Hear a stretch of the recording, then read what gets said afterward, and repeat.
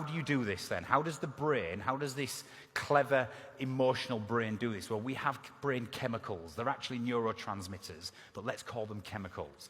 Your brain's very clever. It can release chemicals into your brain that make you feel in a certain way. The first three are what I call feel-good chemicals. Now, if you can't see the screen, don't worry, but these are serotonin, dopamine, and oxytocin. They release that make you have confidence, drive, ambition. They feel trust and rapport with other people. They're our feel-good, reward-based chemicals, and they're usually as a result of our actions. However, the red chemical is the chimp's weapon of choice. It is called cortisol, and cortisol floods our brain to give us that fight or flight response. Cortisol floods your brain to say, switch on, this is important to you, or you are at risk. Does this make sense? Think of your biggest fear.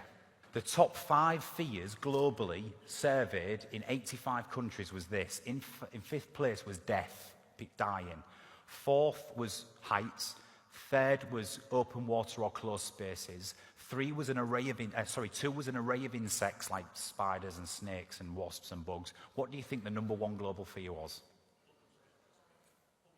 Public speaking. Nailed it. More people would rather die than speak in public. You're all nodding. Public speaking, do you know why? Because the chimp, when people speak in public, the chimp comes out, and if you had to get up on this stage now and address everybody for at least 10 minutes, right, even for a couple of minutes, your chimp would be saying to you, what the hell are we doing? Sit down. What if people think you're stupid? What, you don't know what you're talking about? What if you start sweating, right? This is not for us, and then all of a sudden you remove yourself out of the fear and your chimp goes, got away with that one, remember, we don't speak in public. So the next time it comes again, the chimp pops out, searches the computer, oh yeah, do you remember last time when you nearly had a panic attack? We don't speak in public, and the more you avoid your fears, the greater they grow. Does this make sense?